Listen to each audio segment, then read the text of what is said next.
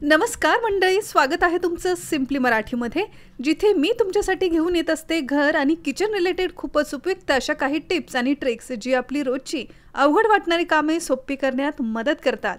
आजच्या या व्हिडिओत सुद्धा अशाच भन्नाट ट्रिक्स घेऊन मी आलेली आहे। चला तर थोडाही उशीर न करता या व्हिडिओला सुरुवात करूया। फ्रीजमध्ये ठेवलेले बरेचसे पदार्थ हे सांडून फ्रीजच्या या ग्लास पॅनलवरती सांडून फ्रीज जास्त खराब होऊ नये यासाठी आपण सगळेच या ग्लास पॅनलवरती असे प्लास्टिकचे शीट्स तर ठेवतो, ज्याला लाइनर्स असंही म्हटलं जातं। हे लाइनर्स लावल्यामुळे कुठला पदार्थ जर सांडला तर तो या शीट्सवरती सांडतो आणि त्यामुळे फ्रीज आपले काही जास्त खराब होत नाही, ते स्वच्छ करायला सुद्धा सोपं जातं। परंतु बरेच जण हे जे प्लास्टिकचे शीट्स आहेत अगदी डार्क रंगाचे वापरतात आणि त्यामुळे फ्रीजमध्ये अगदी अंधार झाल्यासारखं वाटतं। डार्क शीटमुळे खालच्या कप्प्यांमध्ये ठेवलेल्या वस्तूही पटकन दिसून येत नाही आणि त्यामुळे बऱ्याचशा वस्तू या अशाच या फ्रीजमध्ये राहतात, बऱ्याच वेळा त्या वाया जातात। त्यामुळे फ्रीजमध्ये कधीही डार्क रंगाचे हे लाइनर्स वापरू नका। शक्य असल्यास सफेद किंवा ट्रान्सपरंट रंगाचे शीट्स वापरा, त्यामुळे फ्रीजमध्ये भरपूर उजेडही दिसतो, खाली कप्प्यात ठेवलेल्या वस्तूही सहज दिसून येतात। त्याचबरोबर इथे या फोटोमध्ये डिफरन्स तुम्ही स्वतः अनुभवू शकता की डार्क शीट्स ठेवल्यामुळे फ्रीजमध्ये किती अंधार दिसतोय आणि ट्रान्सपरंट शीट लावल्यामुळे आपलं फ्रीज अगदी फ्रेश, त्याचबरोबर भरपूर असा उजेडही आपल्या फ्रीजमध्ये राहतोय। आपली पुढची टिप आहे चष्म्यांविषयी।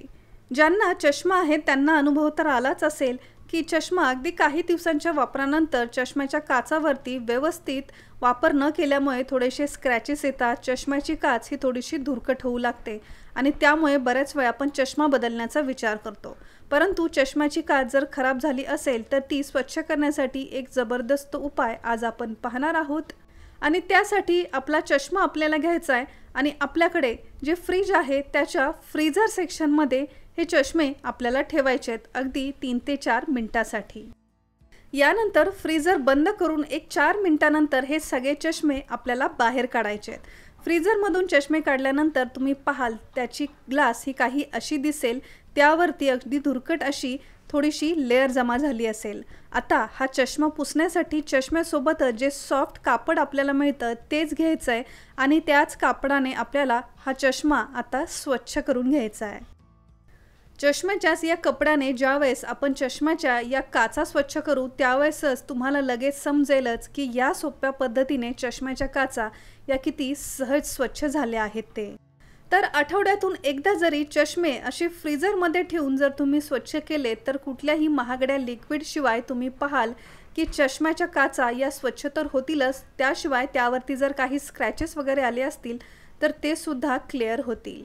तर चष्म्याची ही ट्रिक तुम्हाला कशी वाटली आम्हाला कमेंट करून सांगायला विसरू नका। आपली पुढची ट्रिक आहे पेन्सिल शार्पन करण्याविषयी। तर पहा, ज्यावेळेस आपण पेन्सिलला शार्पन करतो तर पेन्सिलचा अगदी बारीक असा कचरा असा खाली सांडतो, नंतर तो स्वच्छ करण्याचं एक्स्ट्राचं काम आपलं वाढतं। मग अशा वेळेस पेन्सिल शार्पन केल्यानंतर प्रत्येक वेळेस याचा कचरा स्वच्छ करावा लागू नये यासाठी एक जबरदस्त ट्रिक तुम्ही करू शकता। इथे आपल्याला एक फुगा हवा आहे, एक मोठ्या आकाराचा फुगा आपल्याला घ्यायचा आहे आणि या शार्पनला तो असा लावून ठेवायचा आहे आणि यानंतर या फुग्यासकटच आपल्याला पेन्सिलला शार्पन करायचं आहे। तर तुम्ही पाहाल पेन्सिल शार्पन करत असताना जेवढा काही पेन्सिलचा कचरा असेल, मग तो मोठा असो किंवा लहान, तो सगळा कचरा या फुग्यामध्ये जमा होणार आहे। त्यामुळे जिथे आपण पेन्सिल शार्पन करतोय तिथे कचराही होणार नाही, रोज रोज पेन्सिलचा कचरा आपल्याला स्वच्छ करावा लागणार नाही। एकदाच हा फुगा पूर्ण भरल्यानंतर तो तुम्ही स्वच्छ करू शकता। तर पेन्सिलचा कचरा होऊ नये यासाठी फुग्याचा असा वापर तुम्हाला कसा वाटला कमेंट करून सांगायला विसरू नका। आपली पुढची टिप ही खूपच उपयोगाची ठरणार आहे, त्यामुळे ही टिप काळजीपूर्वक नक्की पहा। रिसेंटलीच यूट्यूब आणि इंस्टाग्रामवर अगदी व्हायरल झालेली ही ट्रिक आहे जी मी स्वतः ट्राय केलेली आहे आणि माझा अनुभव आज मी तुमच्यापर्यंत शेअर करत आहे। तर पहा, त्यासाठी आपल्याला गॅसवरती एखादा तवा किंवा असा नॉनस्टिक पॅन ठेवायचा आहे। त्यामध्ये सगळ्यात आधी आपल्याला टाकायचा आहे एक मोठा चमचा हळद। तर इथे जी कस्तुरी हळद असते, ज्याला वाईल्ड टर्मरिक असंही म्हटलं जातं, ती कस्तुरी हळद एक मोठा चमचा मी घेतलेली आहे। ही नसेल तर साधी रोजच्या स्वयंपाकासाठी आपण जी हळद वापरतो ती सुद्धा तुम्ही इथे वापरू शकता, फक्त मसाल्याच्या डब्यातली घ्यायची नाही, नवीन पॅकेटमध्ये जी हळद असते तीच इथे आपल्याला हवी आहे। तर पहा, ही हळद या पॅनमध्ये मी अगदी मीडियम फ्लेमवरती व्यवस्थित मिक्स करत ही आपल्याला सुकीच भाजून घ्यायची आहे।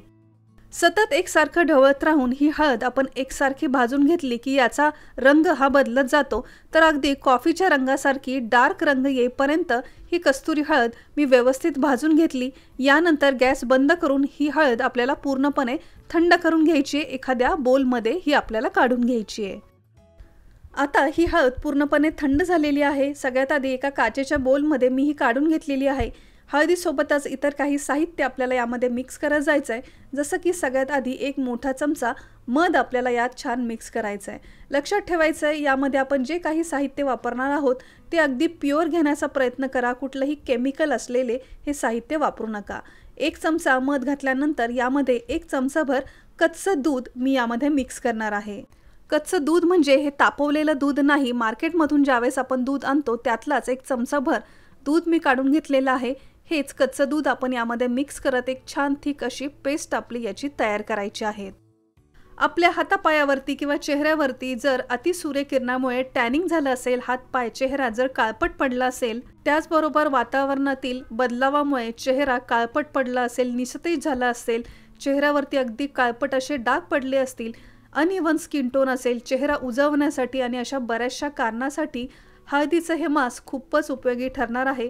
त्यामुळे हे जे होममेड हळदीचं मास्क आपण बनवलेलं आहे ते डायरेक्टली हाताने किंवा अशा ब्रशच्या मदतीने इफेक्टेड एरियावरती आपल्याला लावायचं आहे।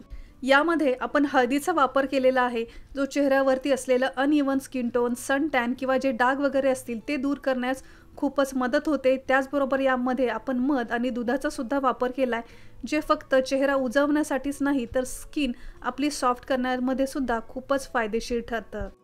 साधा एखादा हळदीचा लेप ज्यावेळेस आपण लावतो त्यावेळेस हा लेप धुतल्यानंतर सुद्धा आपली स्किन ही थोडीशी पिवळसर होते, पिवट रंग आपल्या चेहऱ्यावर येतो। परंतु हा लेप लावल्यानंतर तुम्ही पाहाल की अजिबात सुद्धा आपली स्किन ही पिवळसर होत नाही। त्यामुळे अगदी बिनधास्त चेहऱ्यावरती सुद्धा हा लेप तुम्ही नक्कीच लावू शकता। 100% नॅचरल इन्ग्रेडियंट्स पासून बनलेला हा मास्क आहे, त्यामुळे चेहरा किंवा हातापायावरती तुम्ही हा सहज वापरू शकता। एक 10 मिनिटं हा मास्क आपल्याला ठेवायचा आहे। तो पूर्ण सुकला की एखाद्या ओलसर कपड्याने किंवा साध्या पाण्याने आपल्याला हा धुवून काढायचा आहे। तर इथे तुम्ही पाहताय फक्त एकदाच आपण हातावरती हा मास्क लावला होता।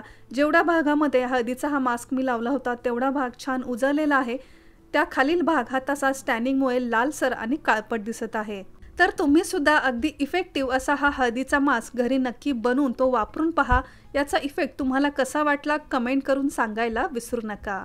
सो फ्रेंड्स, मला आशा आहे की आपल्या आजच्या या व्हिडिओतील या टिप्स तुम्हाला नक्कीच उपयोगाच्या ठरल्या असतील। तर यातली कुठली टिप तुमच्यासाठी नवीन आणि उपयोगी ठरली हे आम्हाला कमेंट करून सांगायला विसरू नका। आजचा हा व्हिडिओ, माझी ही मेहनत जर तुमच्यापर्यंत पोहोचली असेल तर व्हिडिओला एक लाईक नक्की करा। आणि अजून जर तुम्ही सिम्पली मराठी या चॅनलला सबस्क्राईब केलं नसेल तर वाट कसली पाहताय, लगेच सबस्क्राईब करा, हे अगदी फ्री आहे। सबस्क्राईब बटन समोर एक नोटिफिकेशन बेल आहे ते सुद्धा प्रेस करायला विसरू नका।